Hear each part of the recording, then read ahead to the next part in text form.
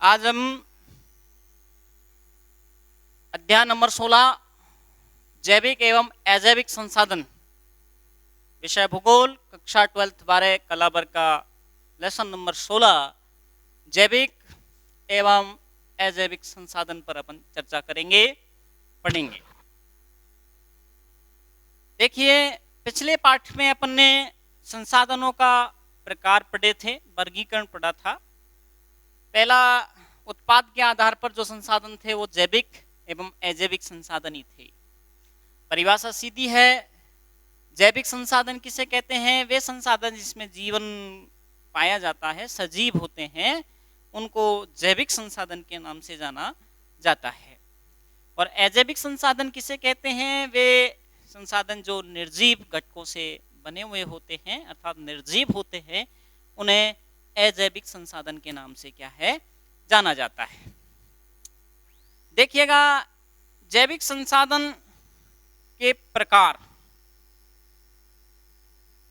या जैविक संसाधन को दो भागों में बांट सकते हैं, जैविक एवं अजैविक संसाधन। अब जैविक संसाधनों में कौन कौन से हैं? नंबर 1, पशु संसाधन। पशु संसाधन, पशु संसाधन पढ़ेंगे इस पाठ में। नंबर 2 पर पढ़ेंगे अपन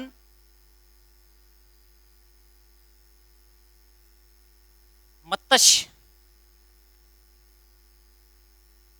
या पहले यही पढ़ लेते हैं, पशु संसाधन। मत्स्य संसाधन के बारे में पढ़ेंगे इसमें अपन, या जो वन है, वन संसाधन है, उनके पर भी अपन इसमें अध्ययन करेंगे। तो पहले पढ़ते हैं अपन पशु संसाधन।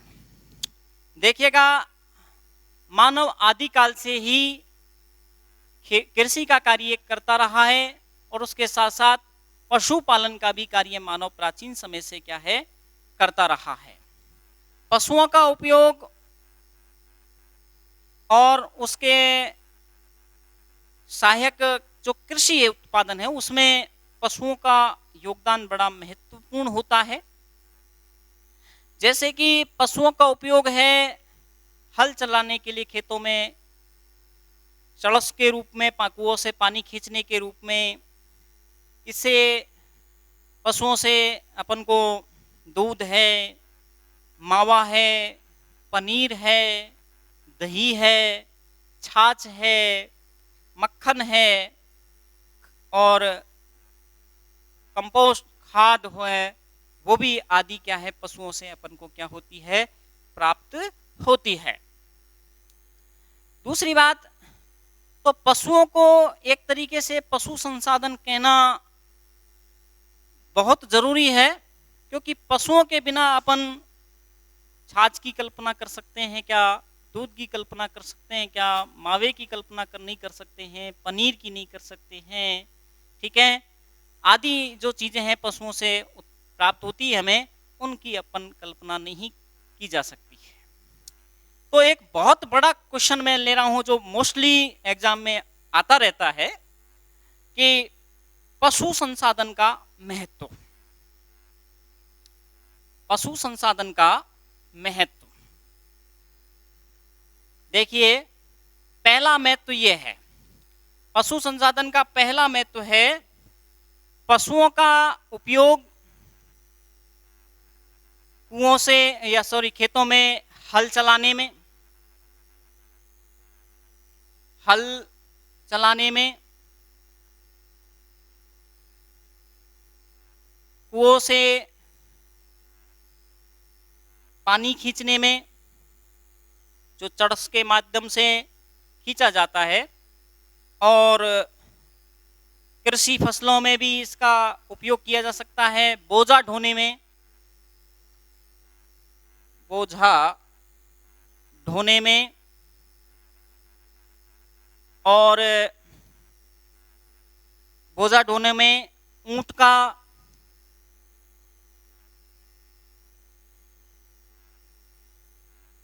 और ये क्या बोलते हैं इनको, बैल का, भैंसों का, ऊंट का, बैल का, भैंसों का, इनका क्या है उपयोग किया जाता है। ठीक है, हल चलाने में, कुओं से पानी निकालने में, जो चर्स वगैरह है, पलेटा चलाने में, बोझा ढोने में, है ना, ऊंट का, भैंस का, और ये होते हैं भैंस और ऊंट, इनका क्या है, बैलों का, इनका क्या किया जाता है, उपयोग किया जाता है। पहला महत्व तो ये हो गया। दूसरा महत्व है पशुओं से हमें दूध,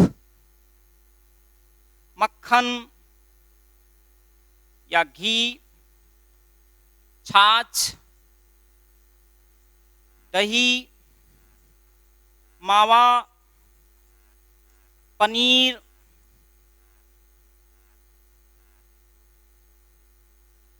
और दूध, घी, छाछ, दही, मावा, पनीर और साथ में ही दूध का पाउडर आदि, ये क्या है, प्राप्त होता है, या पौष्टिक आहार हमें क्या होता है, प्राप्त होता है।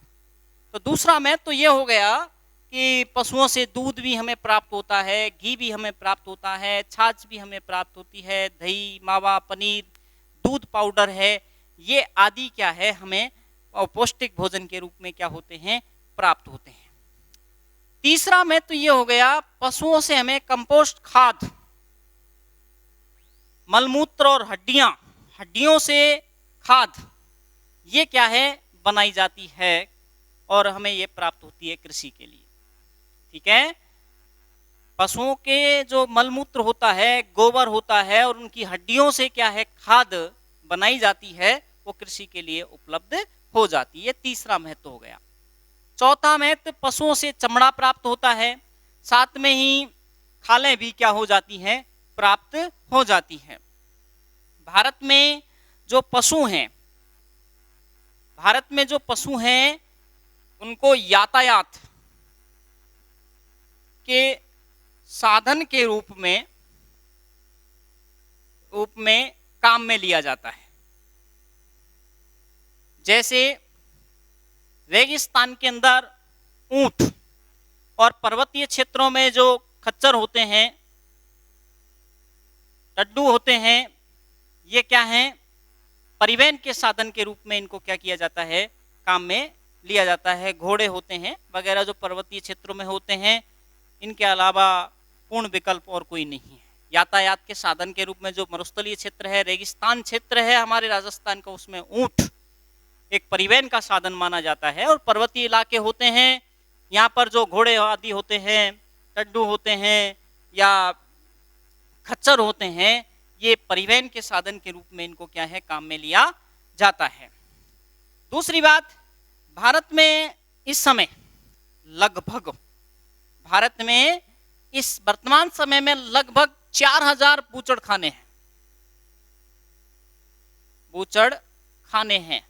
बूचड़खाने का मतलब कत्ल, जहां पर पशुओं की बलि दी जाती है, पशुओं को काटा जाता है।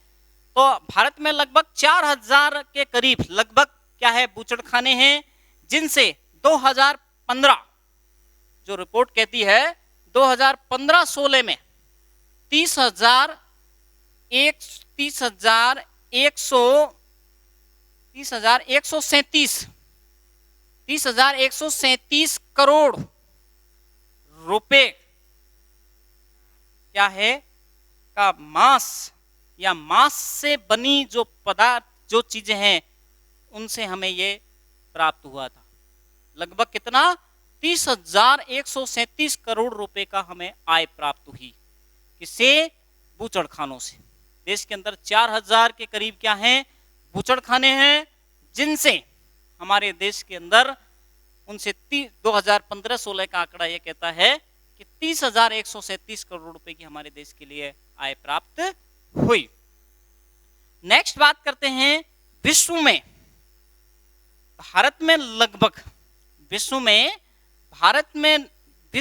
में यदि भारत की बात की जाए तो लगभग 20% विश्व का भारत में लगभग 20% जो पशु संसाधन है विश्व का, भारत में 20% पशु संसाधन क्या है, पाया जाता है। तथा इसके अलावा हमारे देश के अंदर